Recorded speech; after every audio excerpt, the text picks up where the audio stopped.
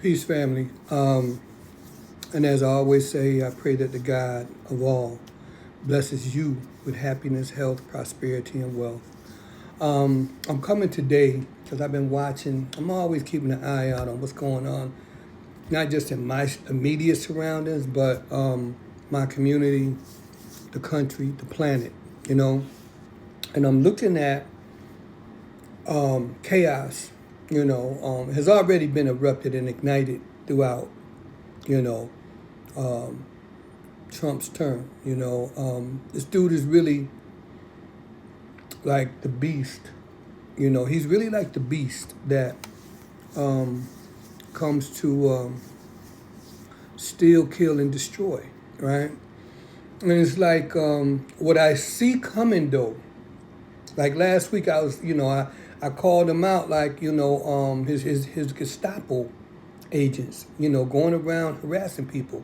He's like a little miniature Hitler, that needs to show everybody how powerful he is, right? And it's all imaginary. I mean, he has one of the most important and powerful governments under his control, put there by all them damn fools that voted him in. But that's another story. We leave that alone. We far beyond that now, right?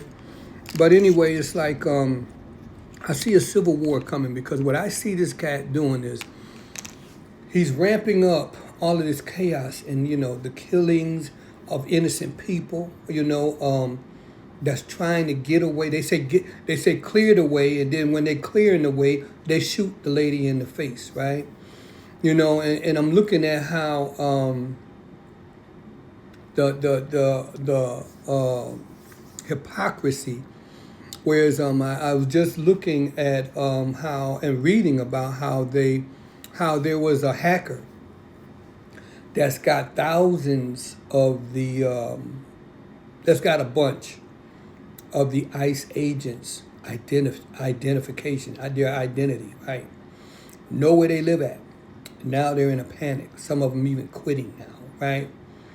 Right, it's like that old saying, ain't no fun when the rabbit got the gun, right? But like what I'm looking at is in his brain, he think he has the brilliant plan of causing this here havoc and chaos in all of these communities across America.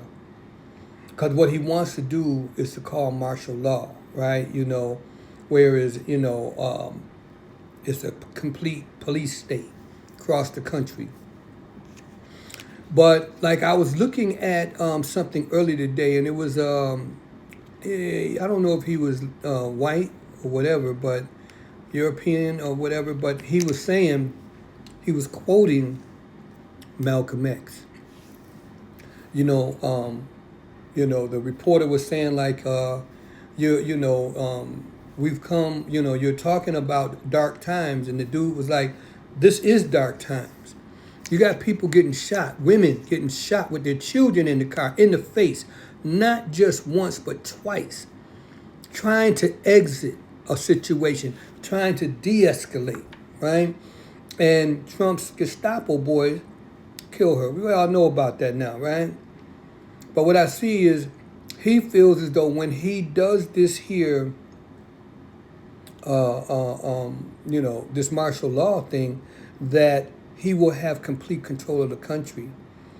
And what this young man was saying is that, listen, I've been peaceful throughout January 16th and January 6th and before when he was president and up to this date.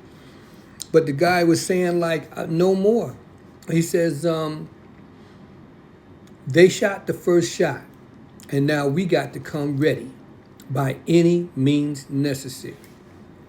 And when you think about it, this was a part of his plan.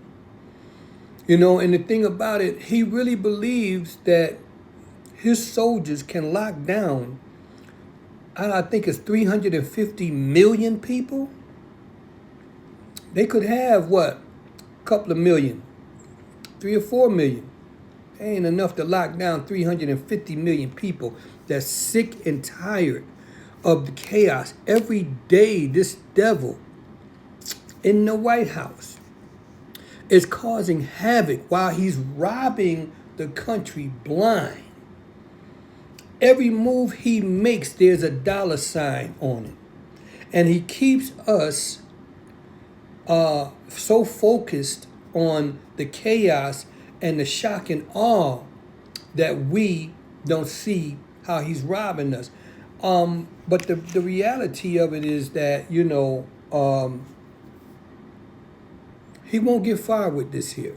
I really believe that I would be surprised if this man can make it to the end of his presidency.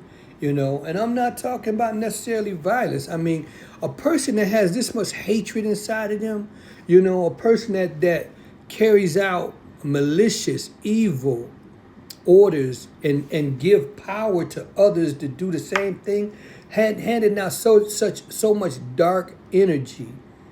There is what they call the yin and the yang, or you can call it the chi or karma or whatever. It's like everything that goes out must come back in. It's like breathing. It's like the waves of the ocean. They go out, they come in. You understand? There's a balance throughout the universe. One cause has an effect, and that effect will cause another effect, and a reverse effect. And I just see that when we come to this point where he thinks that his little soldiers, right now, they're very unpopular. When they start getting popped, by the same things that they're killing and unaliving people with, see, they be putting on these helmets. They be putting on all this here gear. But see, I've seen things where, people are smart enough to know you ain't shooting from the waist up. You shoot from the waist down, and you can annihilate and pick them apart. I'm not advocating violence. I'm just saying he don't have this thing fully figured out. That people will come at them and at him, and the dark side will lose again. And maybe that's where we're at. In order for, when I hear a white guy, who appears to be white, when I hear a European American quoting Malcolm X, not because he's trying to, show how well versed he's in Black history. No, he is at the breaking point, just like Malcolm was. Whereas enough is enough, and we're not going for it no more. What is right, and what is wrong. And these ICE agents, now they're crying about how, they're worried about their families, their wives, and it's like the hypocrisy. You're worried about your family now, but you've been ripping families, babies, from their parents' arms. All babies and families should be, not in that picture of violence. However, do you think they ever think about that when they're doing the harm that they're doing to other people, and now they want to cry like little sissies? Please, have empathy. Their leader was talking about empathy is for the weak. And it's funny how when their ass is on fire, they now they need some water, but they don't want to give a cup of water to nobody else, that needs that same cup of water. Now is please, think about me, think about the humanity here, and look, it's like they need to, sometimes people need to feel the pain of others. And I believe that we get to a point where they're getting a little bit of what Black people have gone through and people of color have gone through for a very, very long time. As far as African Americans, over 400 years, we said it's like enough is enough.